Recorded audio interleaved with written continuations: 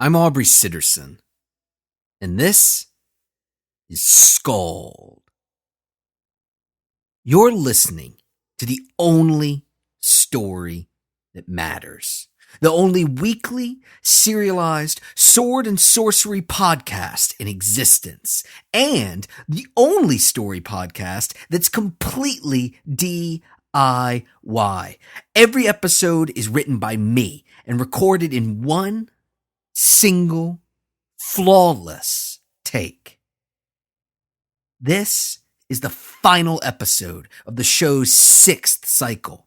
But please, don't get scared. Don't be intimidated.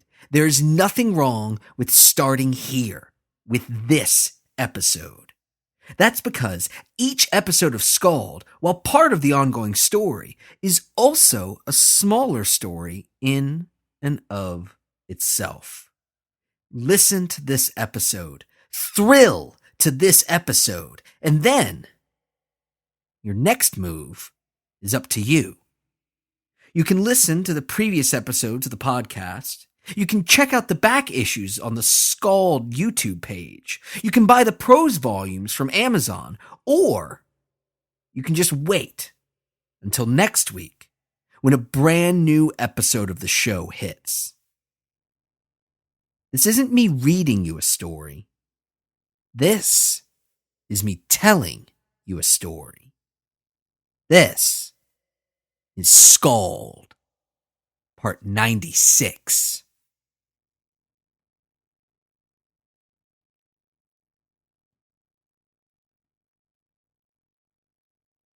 Maul stood atop that mountain, and he roared.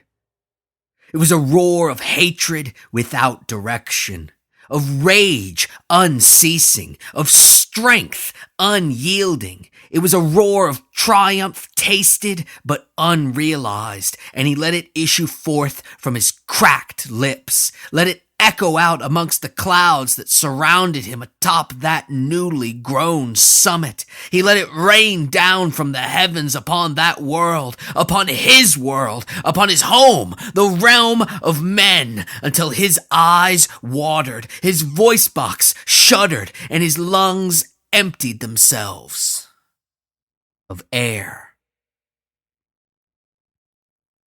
Chest heaving, struggling to pull breath back into his deflated lungs, he stood there, hunched over, confused, directionless, and furious.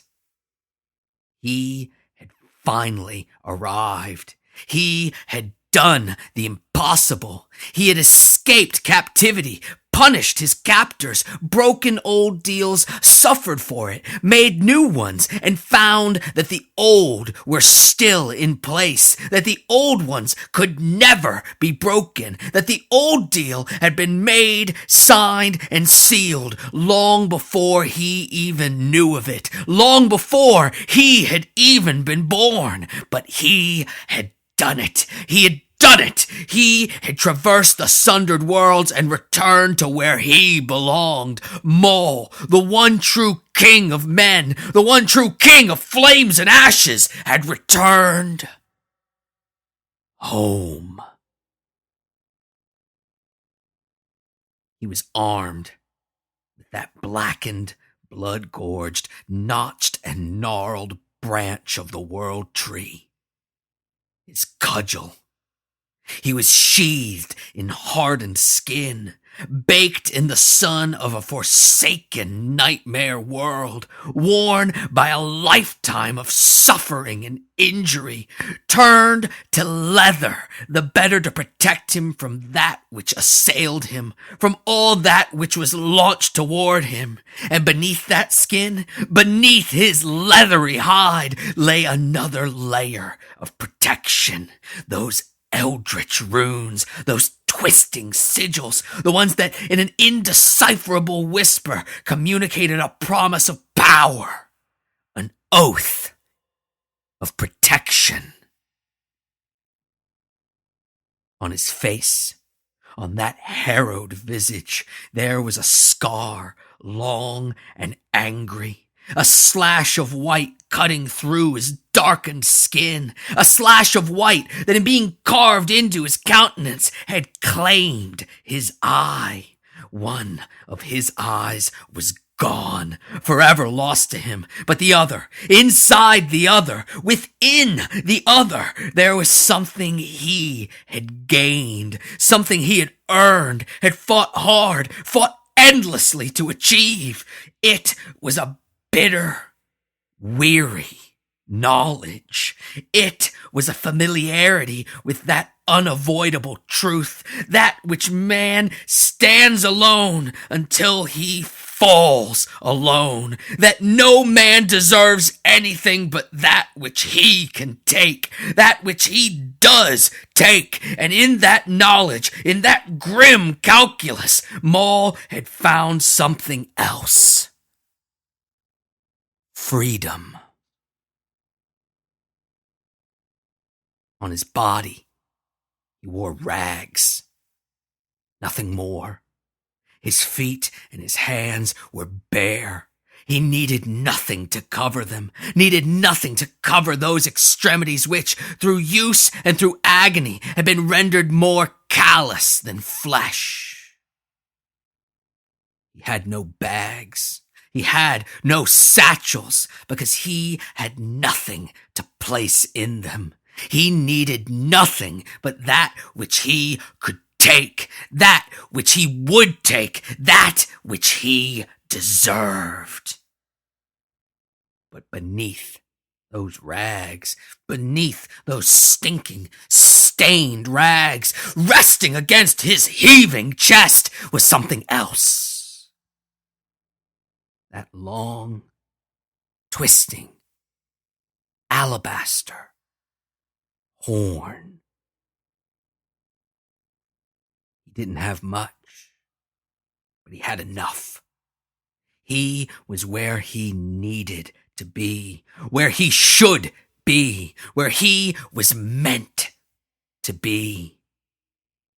And he had everything he needed, everything he was supposed to have, except for one thing, except for the most important thing, except for the only thing that mattered, for the thing, the one irreplaceable thing, the search for which, the yearning for which had caused his suffering, had caused his misery, had caused him to be tied to a tree, had necessitated that deal and its grisly murders, had wasted years of his time, decades of his life, had subjected him to agonies indescribable, horrors he could not remember, terrors that still tore at his consciousness, had cost him the only friend, the only companion he had ever known, had brought him there to stand atop that frigid mountain, that newly grown summit, the earth that had risen up to greet him,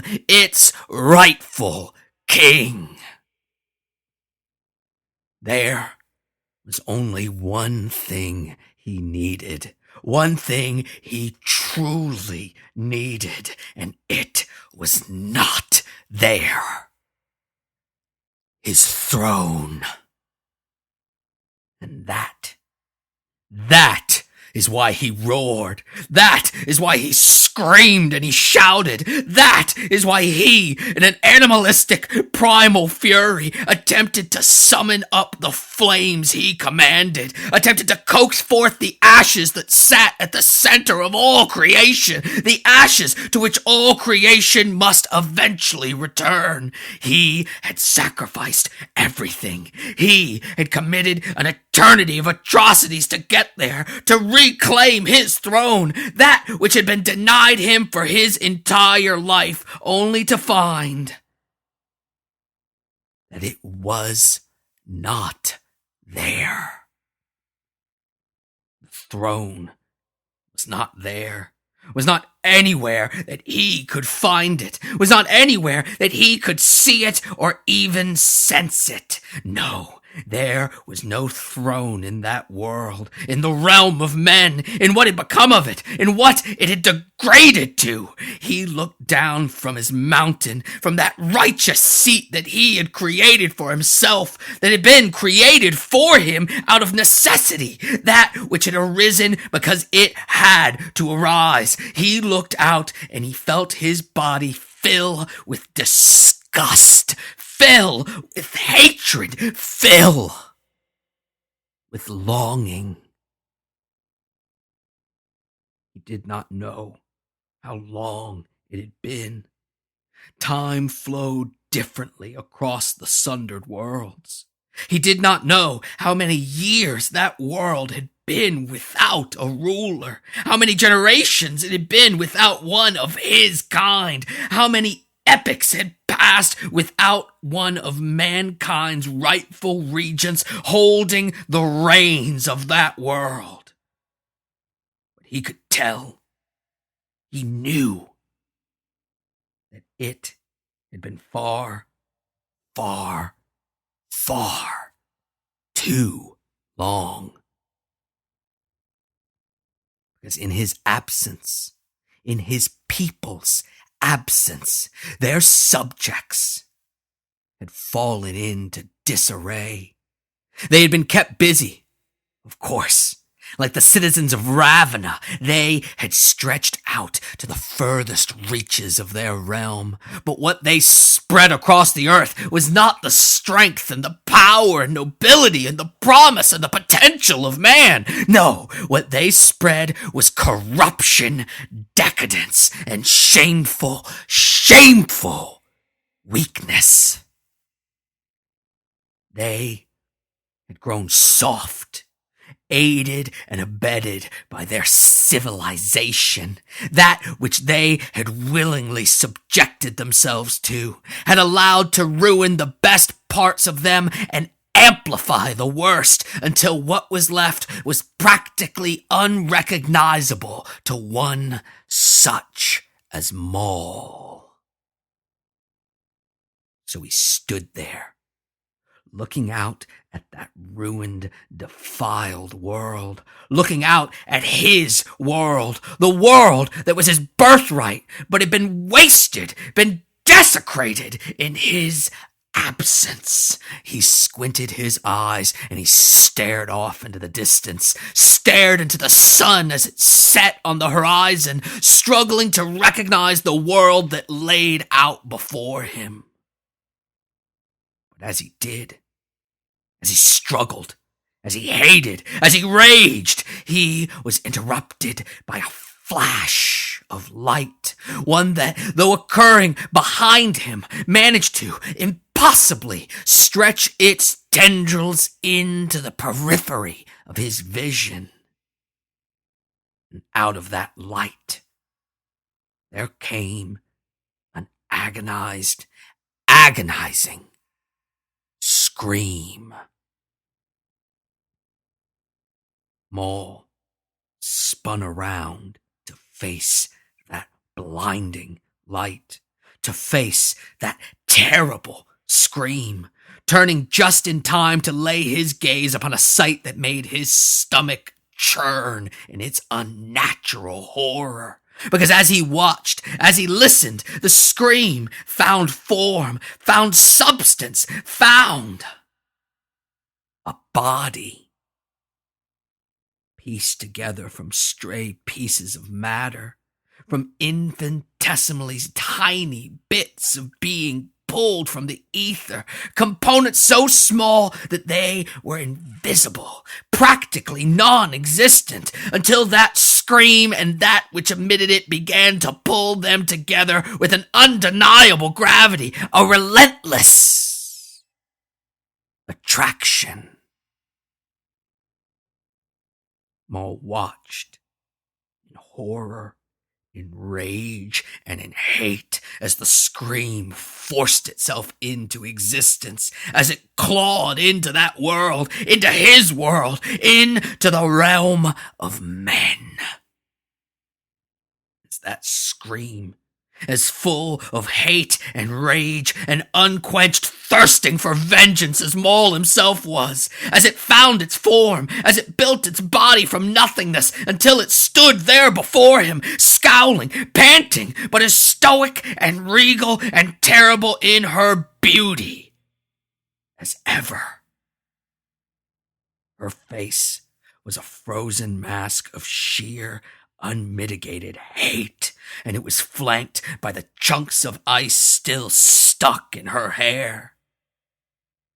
She shifted her grip on her weapons, the long, thin, elegant sword, crafted by her duelsmiths, and the smaller, wicked dagger, the one dripping with blood. And as she did so, she spoke. You can never escape me. You can never escape the punishment you so richly deserve. She began to prowl toward Maul, haltingly, her newly formed presence clearly paining her. I would summon you forth from hell itself. I would travel across the sundered worlds and back to put you down like the beast that you are. Maul looked out at her. He gazed upon royalty. He locked eyes with Enlith, queen of the elves, she who he had spared not once, but twice. Twice had he declined to take her life, to send her to join her family in the inky black void of nothingness. But no, more than twice, he had spared her an infinity of times, spared her every time he laid eyes upon her. But finally, here, in his world, where he belonged, in the world that was his by rights, he had spared her. For the final time. That wretch, that fool, he sent you here, sent you after me. Maul felt an involuntary twitching next to his one good eye. And after I deal with you, after I conquer this world, the Vermin Prince will be next. Enlith laughed. Don't trouble yourself with him, beast. He didn't send me here. I don't need his profane magics to traverse the sundered worlds. She raised the dagger, still dripping with blood. Though my war priest did have need of him to send me to this foul place.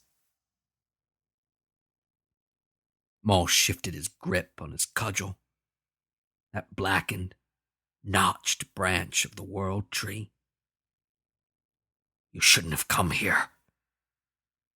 Overcome with a wave of emotions, he struggled to keep his voice strong.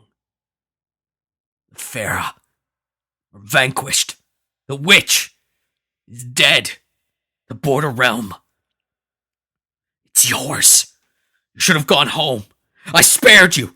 Time and time again, I spared you so that you could do as I wished to, as I should be able to do what your father denied me, so that you could rest upon your throne. Enlith shook her head and shivered from the ice that still clogged her veins and from the pumping adrenaline that fought with it for space. You arrogant fool. I can never rest. I can never sleep easy until I see you lying lifeless at my feet.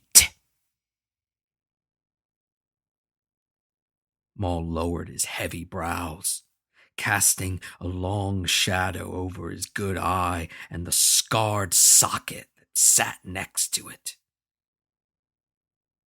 Even in that inky black void of nothingness, you will find no peace, because today, here, in my realm, in my world, looking down upon a place ruined by my absence, you shall die. And as Maul lowered himself, bending his knees, easing into not a fighting stance, but a killing one, like a massive cat poised to pounce, Enlith issued no response. At least, no response made of words. No response made of anything but a hate-filled scream and a headlong charge at the beast, at the savage, that brute, the destroyer, the one true king of men, the one true king of flames and ashes, King Maul. She ran forward, aggressively, even recklessly. But she never abandoned the exquisite form that had been drilled into her since childhood. She never abandoned the two-weapon technique that the elves so prided themselves in. She swung that long, shining, singing sword with her right hand, swung it overhead, reflecting the light of the setting sun, shining directly into Maul's one good eye. But that was merely a feint, was a distraction from the death she wielded, the doom she held in her left hand, that blood-drenched dagger, the one she held overhand by her sternum, but ready to be driven upward, driven between the ribs of her nemesis, Maul. She expected him to retreat, to move back, to avoid that blood-covered dagger, and then to find himself under the assault of that singing, shining sword. She expected that. She counted on it.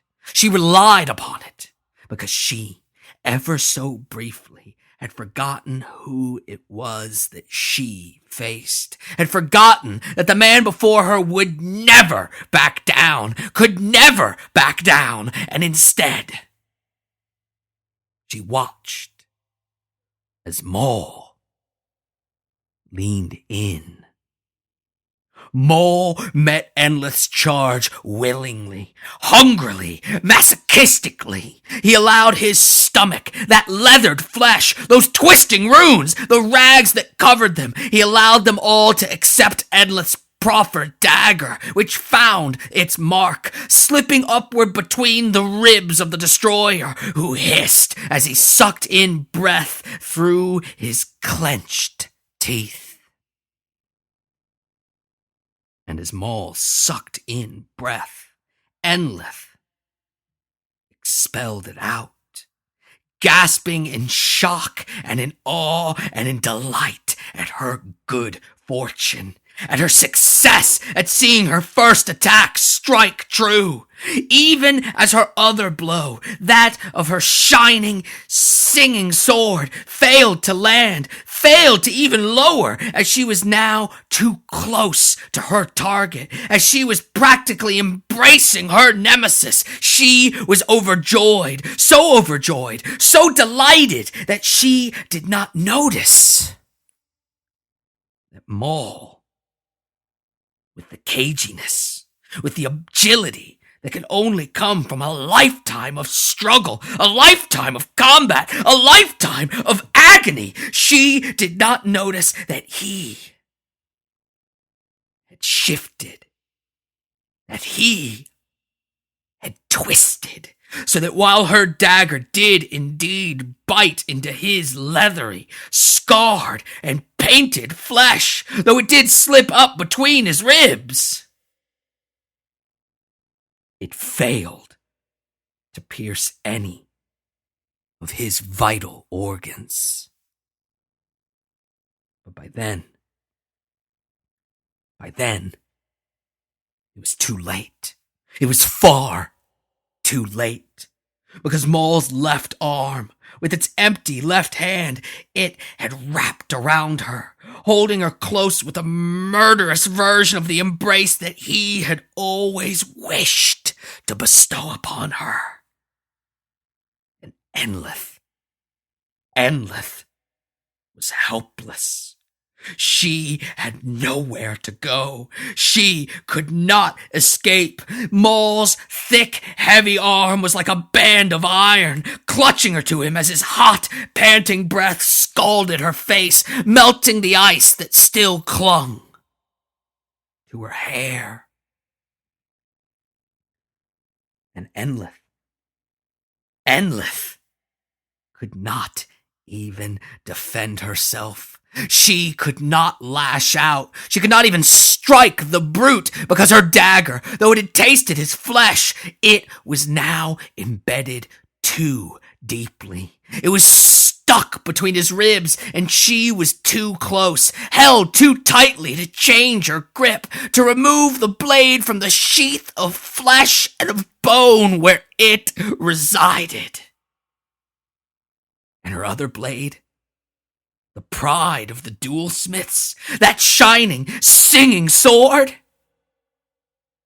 was held by her right arm, which stuck up and out at an uncomfortable, unnatural angle, one that grew increasingly painful as Maul squeezed her, as he drew her wriggling, fighting form ever closer.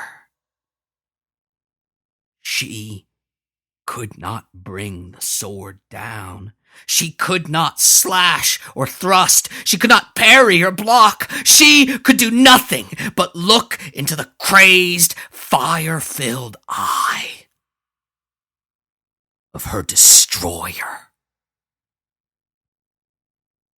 Suddenly, fire also filled Enlith's eyes. Fire filled her mind. Fire erupted throughout her very being as something hard, something unyielding, something blackened and notched and aged struck the side of her head, and she found herself spinning through the darkness.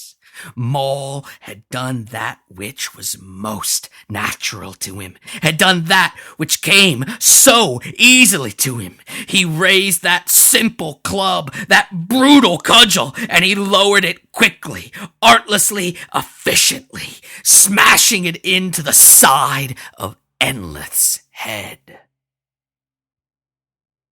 Her senses, her hate, her rage, her quest for vengeance all left her as she spun awkwardly, dropping her weapons and crumpling to the rocky ground, falling down atop that towering stone mountain.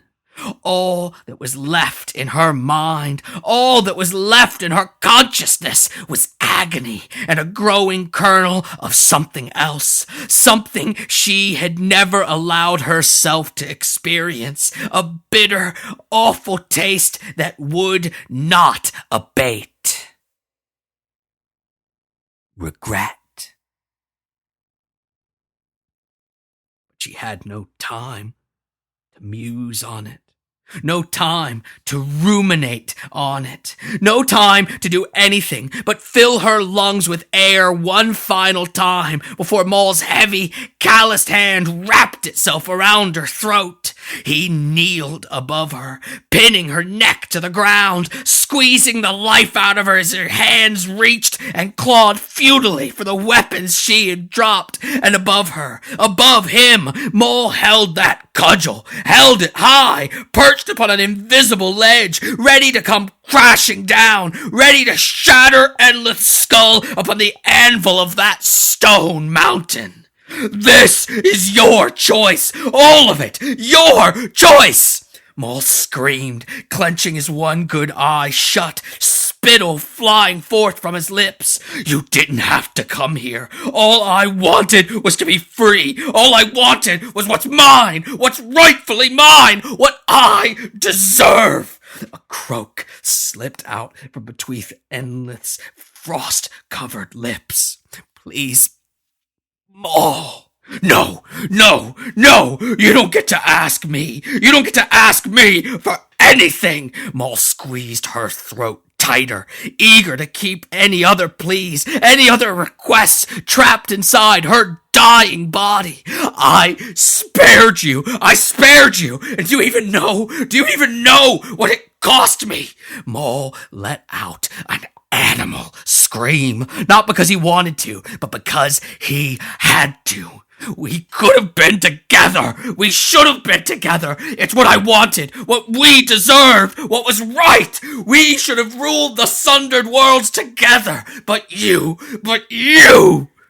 Tears began to well up in Maul's eye, in his one good eye, as he thought about lowering that cudgel, lowering that massive, already bloody cudgel, as he thought about how it would wreck her, how it would ruin her, how it would shatter Anlith's skull, how it would crush that face, that severe, beautiful face, the one that belonged to the girl he had known, the girl he had once loved, the girl who had watched as he was dragged away, as a simple, scared boy was dragged away, kicking and screaming. The scream came again, a roar, a terrible, terrified howl that Maul let out as he flung his cudgel aside, letting it clatter down upon that rocky mountain.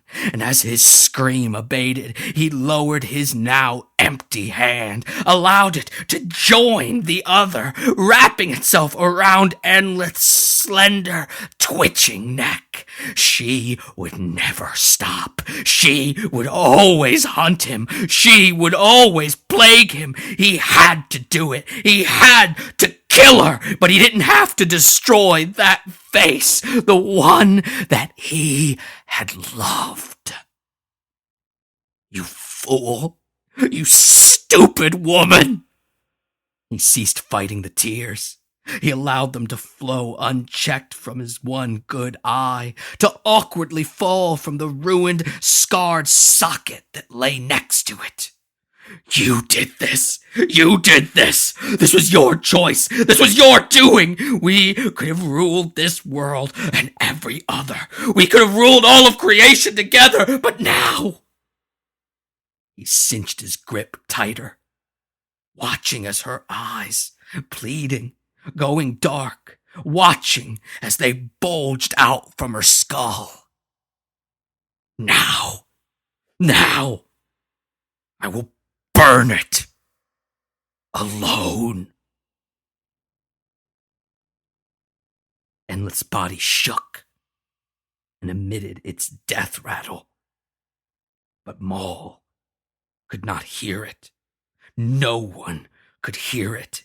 Even if there was someone else atop that towering stone mountain, they would have been unable to hear it over the howl of rage and triumph and lust. Lust for flame, lust for destruction, lust for his birthright, for his throne, for the flames and the ashes that had been promised to him. Maul leapt to his feet, terrified by the ashen, frigid corpse that lay upon the ground, terrified of what he had done, of what he'd had to do, of what he'd avoided doing for decades, avoided doing for his entire life, terrified of what it said about him, what it meant about him, about his essence, about who he truly was and what he was meant to be. And at that moment, at that precise instant, he knew what he was meant for. He knew what he was made for, knew what he had to do, and even worse, he knew what he wanted to do, and the burning in his chest, it reaffirmed it. Frantic, crazed, He tore away the rags, he ripped them off of himself, and he flung them aside in the sun's dying light, and he found it. He found that which was most precious, found that which was most important, that which he had sacrificed and killed for, that which he needed above all else, that which hung on the simple leather strap hanging around his neck, that long, twisting alabaster horn. He took it. He took that eldritch artifact of unspeakable power, that outgrowth of a long-lost race, and he raised it above his head. He raised it up to the heavens, and he offered it to the hells below. He saw the twisting, gnarled antlers. He saw that gleaming, rictus grin. He saw what he had been asked to do and what he wanted to do, and he saw them join hands in the dying light of all creation, his one remaining eye glazing over with the mists of inevitability. He spoke softly. Yes, I will. And as the sky ripped apart, as the denizens of the realm of men raised their heads to the heaven and cried out in agony, cried out for relief that would not come, cried out for mercy from gods that had long abandoned them, he thrust that long, twisting alabaster horn downward. He drove it into that stone mountain, and it erupted in flames and ashes.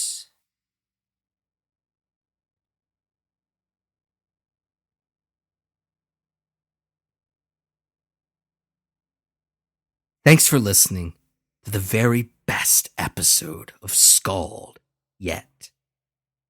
Every week, I use this space to read a review of the show. It's my way of encouraging you to go leave a review of your own. And the reason I do that? It's because positive reviews and strong word of mouth are the only way that this crowdfunded DIY show can continue to grow. Dreadsteed says, the best storytelling podcast. Aubrey Sitterson is a master of sword and sorcery.